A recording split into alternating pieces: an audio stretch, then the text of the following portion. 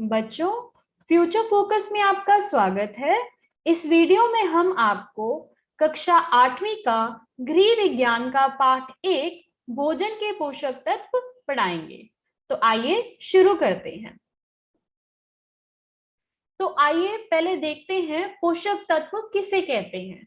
भोजन में विद्यमान वे सभी तत्व जो शरीर निर्माण, ऊर्जा उत्पादन तथा रोगों से बचाव का कार्य करते हैं उन्हें पोषक तत्व कहते हैं। विभिन्न प्रकार के भोज्य पदार्थ जैसे अनाज, दालें, दूध, मांस, अंडे, सब्जियां तथा सूखे मेवे आदि में ये तत्व भिन्न भिन्न मात्रा में पाए जाते हैं। पोषक तत्वों को 5 वर्गों में विभाजित किया गया है। तो हमने पोषक तत्वों को 5 वर्गों में बांट दिया है। पहला हमारा वर्ग है कार्बोहाइड्रेट, दूसरा हमारा वर्ग है प्रोटीन, तीसरा हमारा वर्ग है वसा, चौथा हमारा वर्ग है विटामिन और पांचवा हमारा वर्ग है खनिज लवण। इस वीडियो में हम आपको कार्बोहाइड्रेट, प्रोटीन और वसा के बारे में पढ़ाएंगे। तो आइए शुरू करते हैं। कार्बोहाइड्रेट ग्लाइकोजन के रूप में शरीर में एकत्रित रहता है। आवश्यकता के समय हमें इसी से ऊर्जा मिलती है। तो हमें जो ऊर्जा प्रदान करने वाला पदार्थ है वो है कार्बोहाइड्रेट। 1 ग्राम कार्बोहाइड्रेट से लगभग 4 कैलोरी ऊर्जा प्राप्त होती है। तो आपसे प्रश्न पूछा जा सकता है कि 1 ग्राम कार्बोहाइड्रेट से कितनी कैलोरी ऊर्जा प्राप्त होती है। तो 1 ग्राम कार्बोहाइड्रेट से लगभग 4 कैलोरी ऊर्जा प्राप्त होती है।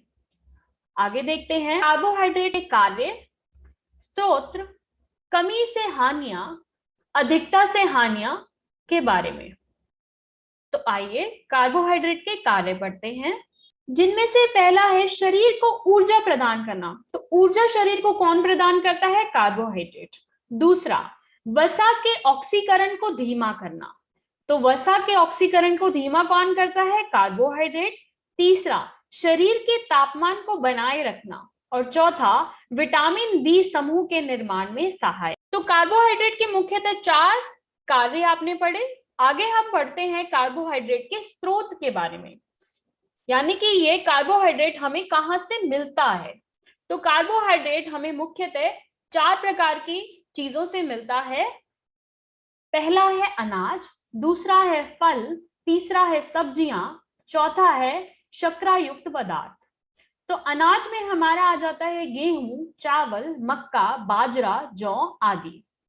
फल में हमारा आ जाता है पपीता, सेब, अमरूद, केला, नाशपाती आदि।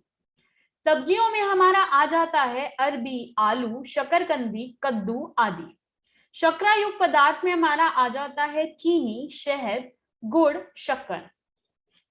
तो आइए अब इन स्रोतों को देखते हैं, जैसे कि चावल और गेहूं ये अनाज में आ जाते हैं। फल शर्करायुक्त पदार्थ यानी कि जिनमें मीठा होता है, गन्ने का रस और सब्जियां। तो आइए अब कार्बोहाइड्रेट की कमी से हमें क्या हानियां पहुंचती हैं। मुख्यतः 3 हानियां पहुंचती हैं कार्बोहाइड्रेट की कमी से। पहला है शरीर में ऊर्जा की कमी, क्योंकि कार्बोहाइड्रेट हमें ऊर्जा प्रदान करता है। तो अगर हम कार्बोहाइड्रेट का सेवन नहीं करेंगे तो हमारे शरीर में ऊर्जा की कमी हो जाएगी। मांसपेशियों का शिथिल पड़ना, यानी कि जो आपकी मांसपेशियां हैं वो ढीली पड़ जाती हैं। मांसपेशियों का शिथिल पड़ना। और तीसरा है शरीर का कमजोर हो जाना, क्योंकि आपको ऊर्जा प्रदान नहीं हो रही है तो आपका शरीर भी कमजोर हो जाएगा। वो कोई भी कार्य करने में अपने आप को कमजोर महसूस करेगा। तो आइए इसकी अधिकता से, अगर हम कार्बोहाइड्रेट का सेवन अधिक मात्रा में ले लेते हैं तो उससे हमें क्या हानियां होती हैं? 3 हानियां होती हैं मुख्यतः। ये शरीर को मोटा कर देता है, आलस्य इंसान में अधिक आ जाता है और हमारी जो पाचक ग्रंथियां होती हैं, जो हमारे खाने को पचाने का काम करती हैं, वो ग्रंथियां भी कमजोर हो जाती हैं। प्रोटीन सभी जीवित प्राणियों की मांसपेशियां, त्वचा, बाल, विभिन्न ऊतक, रक्त आदि अधिकतर प्रोटीन से बने होते हैं। तो ये सब चीजें किससे बनी होती है? प्रोटीन से। इसलिए हम प्रोटीन को क्या कहते हैं? शरीर की आधारशिला। तो शरीर की आधारशिला क्या है? प्रोटीन है। प्रोटीन के कार्य, स्रोत, कमियों से हानियां, अधिकता से हानियां के बारे में। तो पहले प्रोटीन के मुख्यतः 3 कार्य हैं। पहला कार्य है शरीर की निरंतर वृद्धि, निर्माण व विकास में सहायक। दूसरा कार्य है पाचक रसों, एंजाइम तथा हार्मोन्स के निर्माण में सहायक। तीसरा है रोग प्रतिरोधक क्षमता को बनाए रखना। तो जो हमारा प्रोटीन है, जो किनसे मिलता है? दालों से मिलता है और भी काफी सारे पदार्थों से मिलता है। ये हमारे रोगों से लड़ने की हमारी क्षमता को बनाए रखता है, हमारी पाचक ग्रंथियों को, हार्मोन्स को के निर्माण में हमारी हेल्प करता है, हमारे सहायक बनता है, के निर्माण में हमारा सहायक बनता है, शरीर की निरंतर वृद्धि करता है, निर्माण करता है और विकास करता है। तो आइए इसके स्रोत के बारे में पढ़ते हैं। तो हमारे प्रोटीन के मुख्यतः 2 स्रोत होते हैं। एक होता है वनस्पति, यानी कि जो हमें पेड़ पौधों से मिलता है, और दूसरा होता है प्राणीजन्य या जांतव स्रोत, जो हमें जीव जंतुओं से मिलता है। तो वनस्पति यानी कि हमें पेड़ पौधों से जो स्रोत मिलता है, पहला है दालें, मटर, चना, सोयाबीन, सेम, बादाम, राजमा, मूंगफली, फलियां, अनाज, तिलहन आदि। और प्राणीजन्य या जांतव स्रोत जो है अंडा, मांस, मछली, दूध व दूध से बने पदार्थ, कॉड लिवर ऑयल आदि। ये हमारा चित्र है दालों का, वनस्पतिक स्रोत, और बाकी स्रोत प्रोटीन से, जिनसे हमें प्रोटीन प्राप्त होता है, और हमारे प्राणीजन्य स्रोत का ये चित्र है, जैसे कि ये चीज हो गया और हमारे अंडे हो गए, मीट हो गई। चलिए अब हम देखते हैं कमी से हानियां क्या होती है। शारीरिक और मानसिक विकास का अवरोध हो जाता है, यानी कि हमारा शरीर और हमारा जो मानसिक, हमारी जो बुद्धि है, उसका विकास नहीं हो पाता। और तथा मॉरिस्मस, सूखा रोग हो जाना।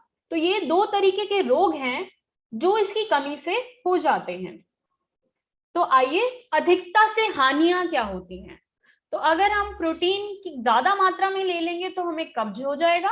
दूसरा, हमारा लीवर, यकृत एवं मस्तिष्क की कार्य क्षमता पर दुष्प्रभाव पड़ेगा।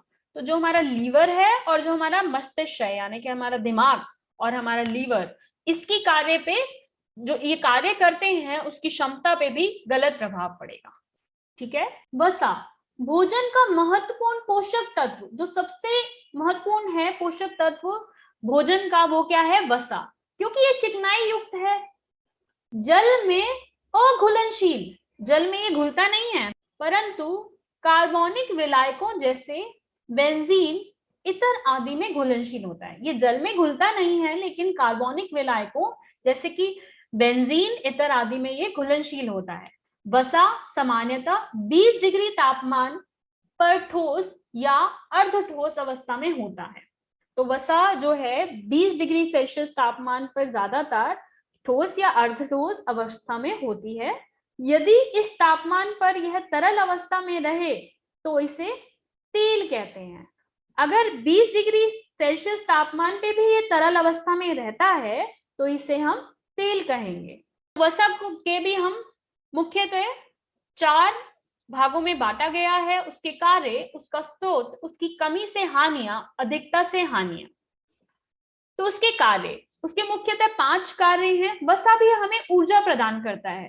ऊर्जा का संग्रहण करना, यानी कि ऊर्जा को इकट्ठा जो करता है वो कौन करता है? वसा।